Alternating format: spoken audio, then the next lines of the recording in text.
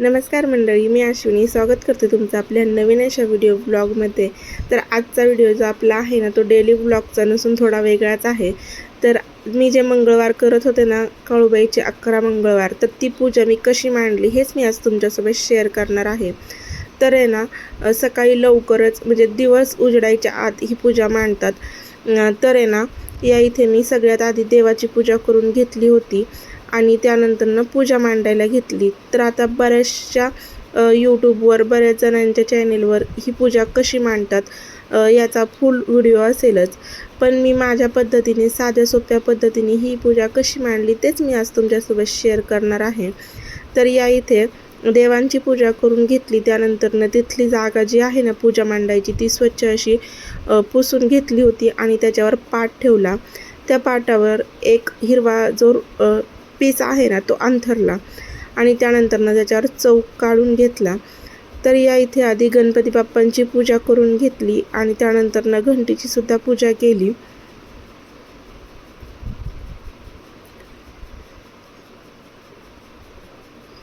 तर तुमच्या इथे काळूबाईची मूर्ती असेल, टाक असेल किंवा फोटो जे काही असेल ना, त्यांची सुद्धा पूजा या इकडे आपल्याला करून घ्यायची आहे।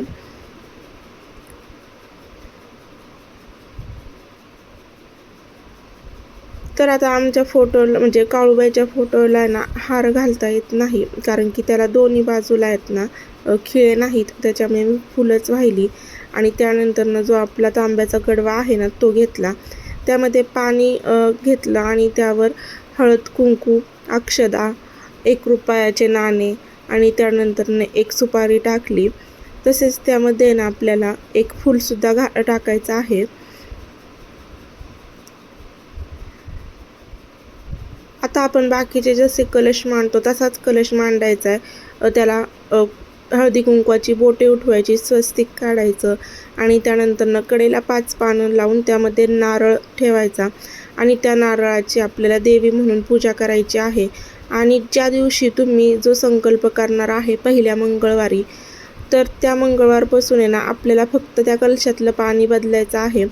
म्हणजे पाणी कधी बदलायचं की ह्या मंगळवारी आपण जे पाणी घातलं ना पूजेसाठी, तर ते पुढच्या मंगळवारीच पाणी बदलायचं आहे। म्हणजे जो कलश आहे ना पूजा काढताना आहे तसाच ठेवायचा आणि त्यानंतर ज्या प्रत्येक वस्तू आहेत ना त्या आपल्याला 12-12 घ्यायच्या आहेत। जसं की आता तुम्ही पाहू शकता, मी आहे ना 11 पानांचे विडे मांडलेले आहेत।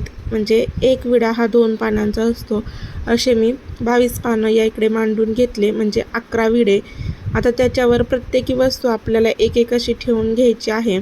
ते 1 रुपयाचे नाणे ठेवले, त्यानंतर खारका ठेवल्या। तर आता प्रत्येक पानांवर आपल्याला एक एक वस्तू ही ठेवून द्यायची आहे।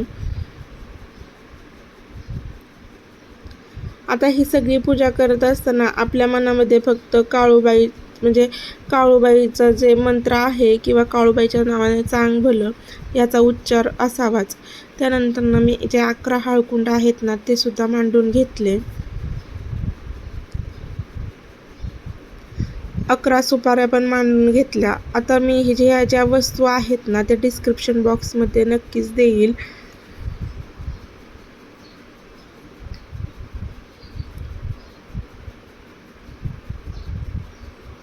सुपाऱ्या झाल्यानंतर बदाम पण मांडले। म्हणजे असं आहे की जो एक विडा आहे ना त्याच्यावर 11 वस्तू ठेवायच्या।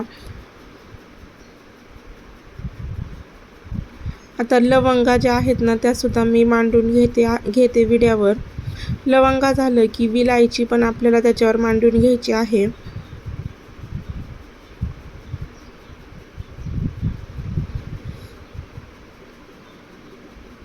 आणि सगळ्यात महत्त्वाचं म्हणजे आपल्याला या इथे लिंब जी आहेत ना ती पण या विड्यावर मांडायची आहेत।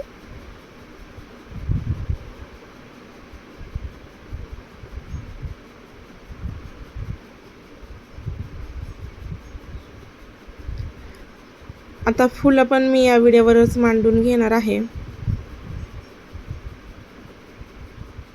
आणि त्यानंतर बांगड्या, हिरव्या बांगड्या आपल्या ज्या देवाच्या असतात त्या, तर एका विड्यावर आपल्याला 2-2 बांगड्या अशा ठेवून घ्यायच्या आहेत।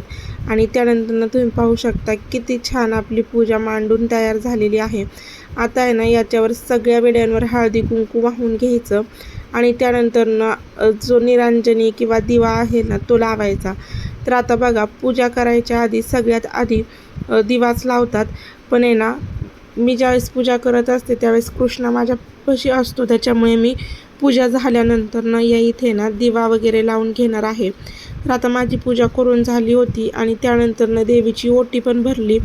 तर हे जे सगळं सामान आहे ना ते आपल्याला 11 मंगळवार होईपर्यंत आहे ना सगळं तसून तसं ठेवायचं. फक्त त्यातलं जर काही सामान खराब झालं ना तर ते पाण्यात सोडून द्यायचं आणि दुसरं सामान त्याच्याऐवजी ठेवायचं. तर आता ते विडे मांडून झाल्यानंतरनं आपल्या ओटीमध्ये पण एक विडा आपल्याला सेम तसाच ठेवायचा.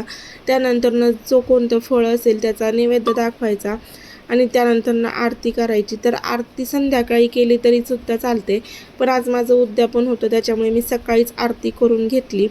आता धूप, दीप, अगरबत्ती तसेच तुपाचा दिवा या इकडे मी लावून घेतला, रांगोळीसुद्धा काढली आणि त्यानंतरनं नैवेद्यासाठी पुरणपोळीचा स्वयंपाक तर आपला तयारच होता. तो स्वयंपाक त्या तिथे मी म्हणजे आपलं जे ताट आहे ना ते निवेद्याचं तयार केलं. तर बघा, आपल्याला फक्त ज्यावेळेस सुतक किंवा पाळी येते ना त्यावेळेसच आपल्याला फक्त उपवास धरायचा आहे, मात्र ती पूजा मांडायची नाही.